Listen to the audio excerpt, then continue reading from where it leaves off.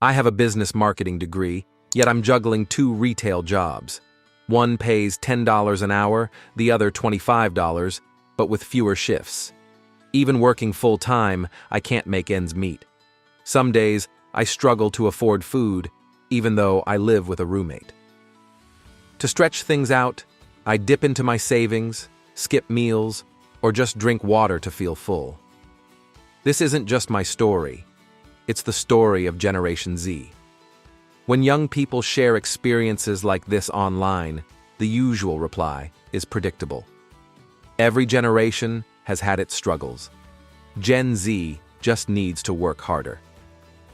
But while it's true that every era brings challenges, the numbers show that this generation is facing something fundamentally different.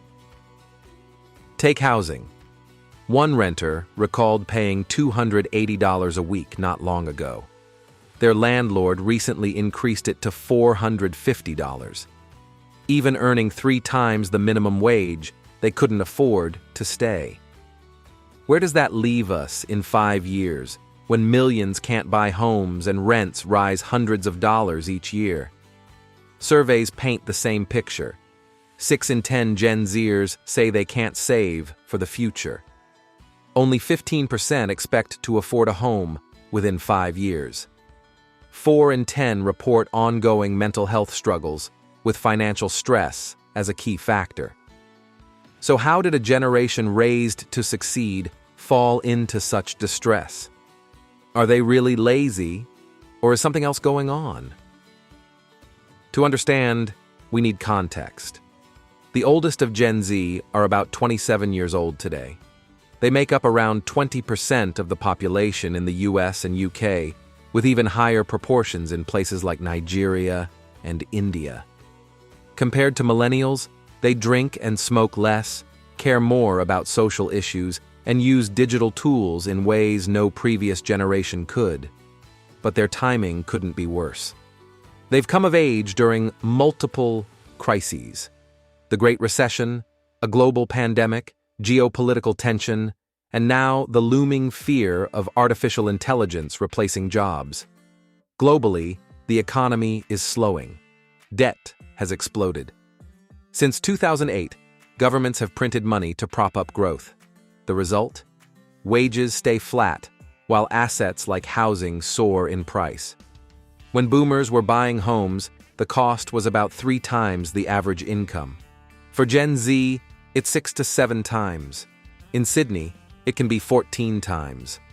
In the UK, house prices are the highest compared to earnings since the 19th century. No wonder so many memes about never owning a home go viral. It hits close to reality. Across the US, home prices are rising twice as fast as incomes. A student in Canada found it cheaper to fly to class than to rent near campus. In Australia, tiny apartments sell for nearly $1 million. And yet, here's the twist. Gen Z is buying homes at a slightly higher rate than Gen X did at the same age. How? Many locked in historically low mortgage rates during 2020 to 2021, or chose remote work locations where housing was more affordable. But on a societal scale, the problem remains severe. Marriage, family planning, and financial independence are all delayed because housing has become so out of reach. For some, the solution is downsizing to prefabricated, tiny homes. For others, it's simply moving back in with parents, something that skyrocketed in countries like the US and Australia.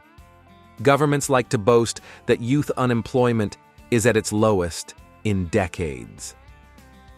But these statistics can be misleading. Since the 1990s, the US and other nations stopped counting people who gave up looking for work or settled for part-time jobs. When adjusted, today's real unemployment levels rival the worst years of the 1970s and early 80s. Still, Gen Z has found creative ways to adapt. By changing jobs more frequently, many are boosting wages by 30% or more. Hourly pay for those under 25 is rising faster than older age groups. But even with this progress, high inflation erodes those gains. In countries like Spain or Greece, youth unemployment remains catastrophic, above 20%. In China, millions of graduates are entering a job market that can't absorb them. So yes, Gen Z is resourceful, but the system often feels rigged against them. Perhaps the biggest enemy of this generation is inflation. After governments printed vast amounts of money during the pandemic, prices for essentials like food, rent, and fuel skyrocketed. For Gen Z, just starting out, this meant a brutal sticker shock. Even when inflation slows, prices rarely go back down. They just rise more slowly. A grocery bill that jumped 8% last year isn't suddenly cheaper today. It's permanently higher. Some economists even argue that official inflation numbers understate the reality, since governments adjust formulas to make figures appear lower. Either way, the result is the same. The cost of living climbs far faster than wages, leaving young people squeezed. This is where the stereotype comes in. Gen Z is lazy. Surveys show they're the least satisfied at work, with many embracing concepts like quiet quitting or bare minimum Monday. In China, a similar trend is called tang ping, lying flat. Older generations see this as a lack of work ethic. But Gen Z sees it differently. Why give loyalty to companies that would fire you without hesitation? Why sacrifice health for jobs that don't pay enough to buy a home? Interestingly, almost 4 in 10 Gen Zers have side hustles, showing that they're not afraid of work. They just want it on their own terms. They want flexibility, purpose, and fair compensation. Maybe they're not lazy at all. Maybe they're redefining what work should mean. Education is another heavy burden. In South Korea, nearly 70% of young adults have university degrees, the highest in the world, but many live in tiny apartments, unable to afford homes. In the US, tuition costs have soared faster than healthcare or childcare. Student debt has left millions trapped. Some surveys even found young people willing to spend a week in jail if it meant erasing their loans. This has led to a shift.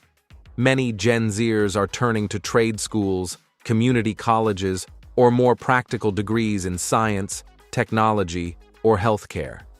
They're adapting, but debt levels are still rising faster than any other generation.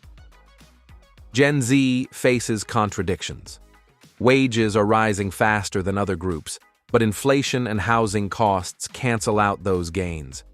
They buy homes at slightly higher rates than millennials did, but overall affordability is worse than ever. The truth is, Gen Z isn't drowning completely. They're treading water, but it takes constant effort to stay afloat. History reminds us it could be worse. The lost generation, born in the late 1800s, endured World War I, the Great Depression, and then sent their children to World War II.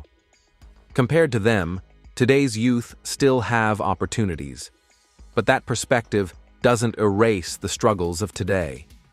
Despite the hardships, Gen Z has one advantage no previous generation had: access to technology, information, and global platforms. With time on their side, their entrepreneurial potential could reshape the economy. They may never accept the work till you drop culture of their parents. Instead, they might pioneer new ways of working, living, and creating wealth. Whether society supports them or dismisses them as lazy could make all the difference. Because Gen Z isn't just the future, they are the present. And the way we respond to their challenges will shape all of our tomorrows.